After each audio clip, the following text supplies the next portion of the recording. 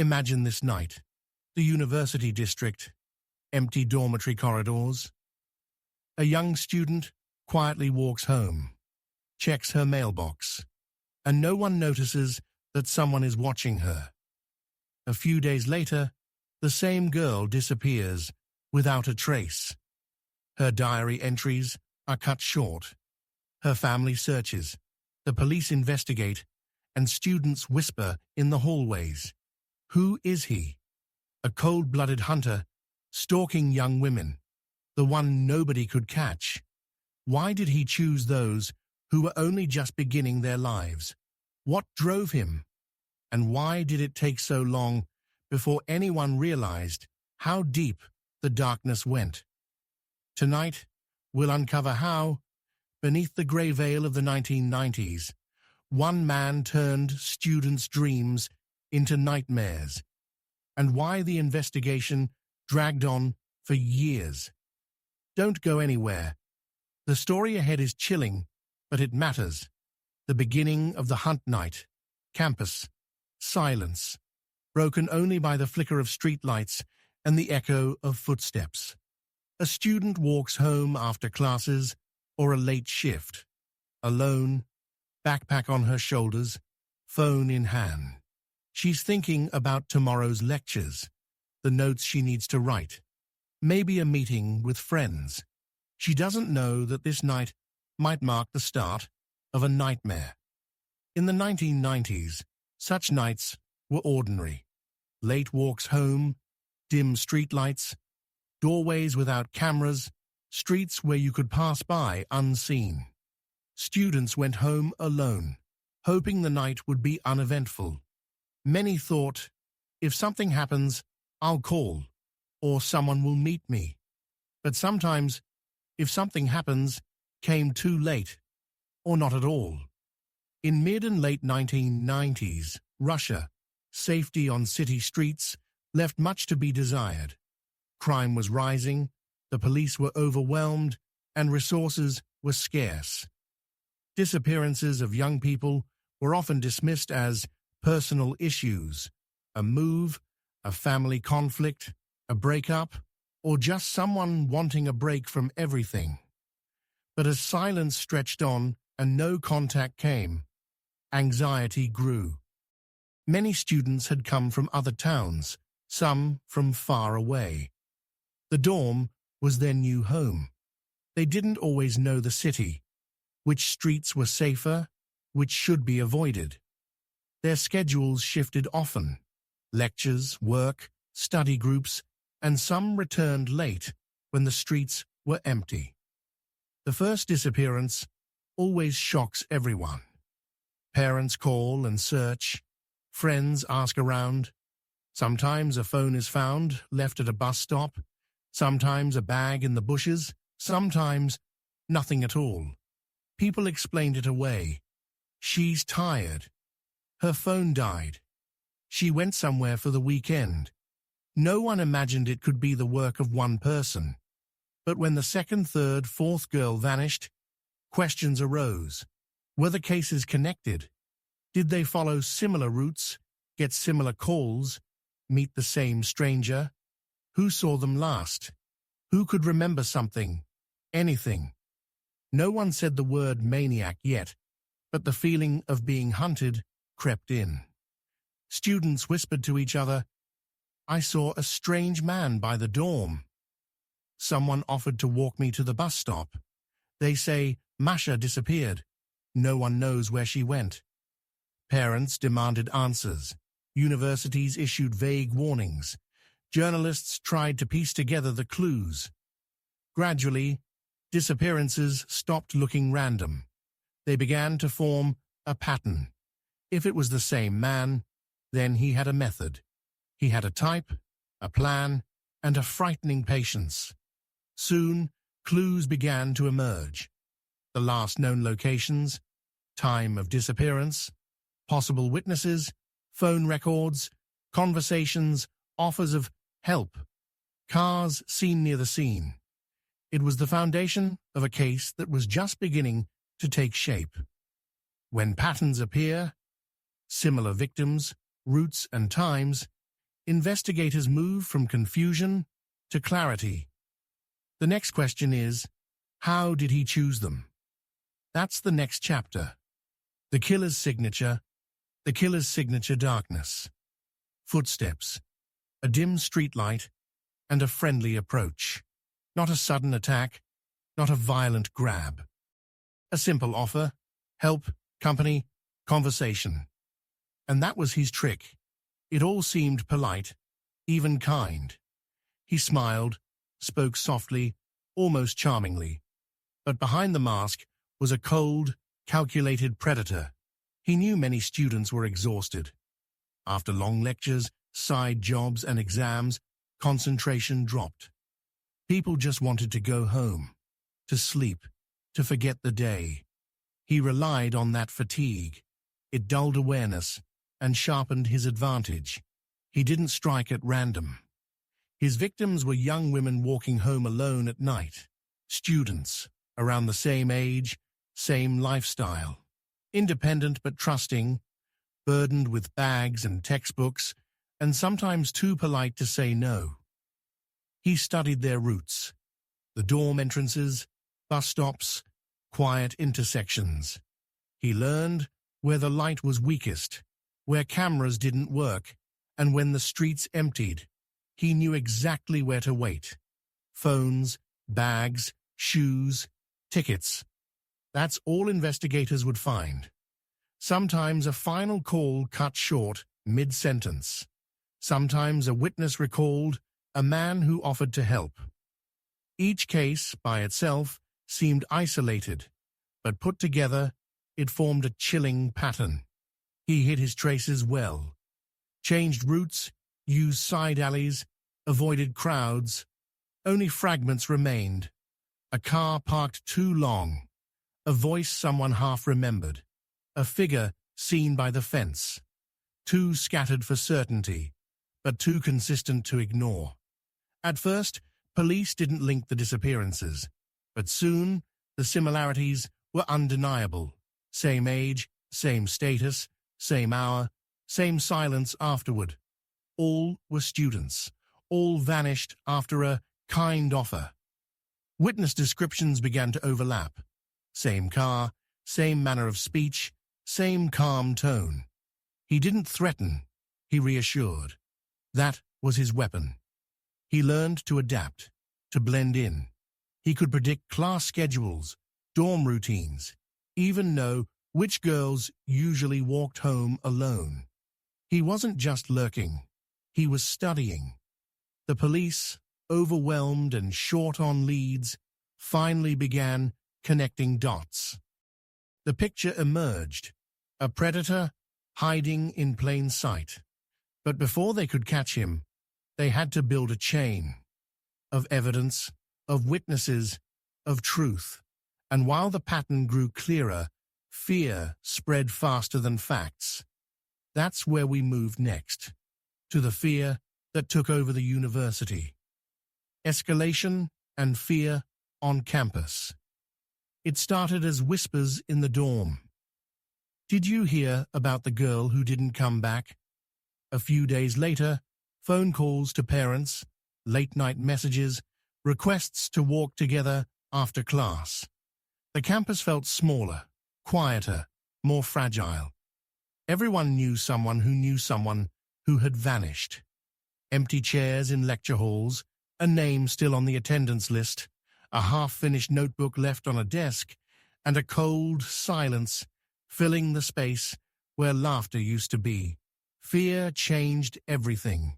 Girls made pacts. I'll walk with you. Call when you get home. Don't go alone. Curfews appeared out of nowhere. Parents called daily, demanding their daughters be back before dark. Evening bus rides turned into shared taxis, though few could afford them. The dormitory became a fortress of nervous chatter. Posters appeared on walls. Don't talk to strangers. Stay in groups. Teachers addressed the issue in meetings. Security guards were told to watch every entrance, but resources were thin. Poor lighting, no cameras, no night patrols. Then came the rumors. Someone saw his car. He only chooses girls who walk alone. Someone got away, but won't talk. Rumors twisted truth, but also raised awareness. Everyone looked over their shoulders a little more often. The media picked up the story. Headlines screamed, "Students vanishing." Campus in panic. TV reports showed tearful parents, worried classmates, and police officers promising results that took too long to arrive. Public pressure grew. Police began rechecking every lead, interviewing witnesses again, combing through streets, security logs, anything that could bring clarity. But bureaucracy slowed progress. Late reports, lost evidence, conflicting testimonies. Some traces were gone forever before anyone realized their value. Students didn't wait. Volunteer groups formed, putting up flyers, walking the streets, retracing last known routes. Sometimes it helped. Someone remembered a detail. Someone saw the same car twice. But without coordination or access to official data, their efforts often ended in frustration. The university tried to act, but every announcement felt too little, too late. Trust eroded. Fear became routine. People avoided night classes, cancelled events, stayed indoors after sunset. And yet, fear didn't only paralyze, it sharpened instincts. People became more observant, more protective of one another. Numbers were shared, plans coordinated, routes announced. Meanwhile, the investigation was quietly evolving. Patterns emerged. Connections hardened. The separate cases began to fuse into one chain. The next chapter, the search chain. The search chain night again. A light that shouldn't be on. A car parked where it never parked before. Someone hears a sound they can't explain. Every small detail, a piece of a bigger puzzle. When disappearances become regular, investigators shift from isolated case to serial pattern. That's when everything matters. Age, background, route, time, conditions, behavior, witnesses, phone calls, cameras, even a single misplaced footprint. They start tracing lines of reliability, the most common routes, dorm entrances, bus stops, and the time windows when girls walked home. Each statement is compared to the others. Was it the same man offering help? The same location? The same time of night? Every report is logged, rechecked, cross-linked. Friends, roommates, taxi drivers, security guards, all questioned again and again. Sometimes the smallest memory unlocks a pattern, but errors happen. Some reports came too late. Some witnesses contradicted each other. Phone data was incomplete. Evidence mishandled or lost. Yet, even with gaps, the puzzle started to take shape. Then came the physical evidence. Phones that rang but were never answered. Bags left behind. Footprints, traces in stairwells or courtyards. Step by step, the circle tightened. Witnesses began to remember more under pressure. A face, a voice, a license plate, a shadow by the fence. Nothing alone was enough, but together it pointed to one man. And when the picture became too clear to deny, the time for talk ended. It was time to act. Next came the arrest and confession. The arrest and confession. This is the turning point. The moment when the unknown man gains a name, a face, and a history. When fear becomes a file and whispers become evidence. After months of watching, questioning, connecting clues, the police make their move. The suspect is tracked, identified, detained. Sometimes caught while stalking someone new, sometimes after a tip-off, sometimes through sheer persistence. He denies everything at first. claims coincidence, misunderstanding, tries to sound calm, rational. But evidence piles up. The same car, the same routes, the same nights. And under questioning, cracks appear. Little by little, details surface. How he met them, what he said, how he lured them into trust, where he took them, how he erased traces. Chilling confessions, each detail matching what investigators already knew, things only the real culprit could describe. Sometimes he admits to only part of it, 2 victims instead of many, half-truths mixed with lies, but even fragments confirm the pattern. Then, court. The trial is public, emotional, heavy. Families listen to every word, hoping for closure, while journalists record every sentence. The verdict comes, long years behind bars, sometimes for life. Justice at last, but never enough. Because justice doesn't resurrect. It doesn't erase fear. It only names the darkness and locks it away. And that leads us to the final part. Consequences and lessons. Consequences and lessons. When the sentence is read and the courtroom empties, a strange silence follows. The danger is gone, but its echo remains. The question that everyone carries is not who anymore, but how could this happen? For the victims' families, it's never over. For students who lived through those nights, the world no longer feels the same. They double-check their routes, share their live locations, walk only on bright streets, and message friends before every trip.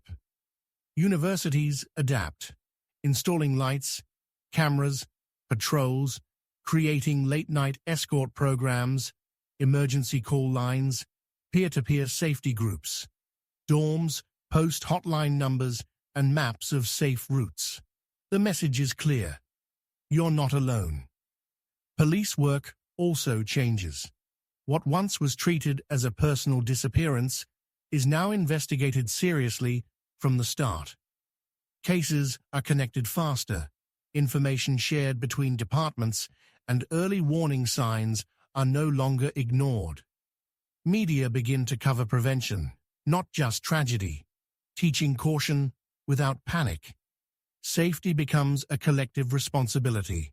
Students, staff, neighbors, families, law enforcement.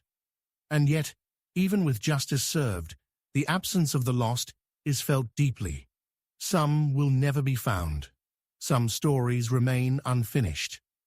But they serve as a constant reminder. Silence can be deadly. Awareness can save lives. The legacy of those years isn't just pain. It's vigilance. From tragedy comes education. From fear, caution.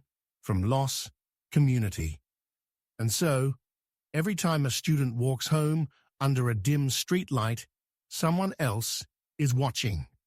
Not with harm, but with care. Because every story like this teaches us the same truth. Being alert, being united, can turn a dark road into a safe one.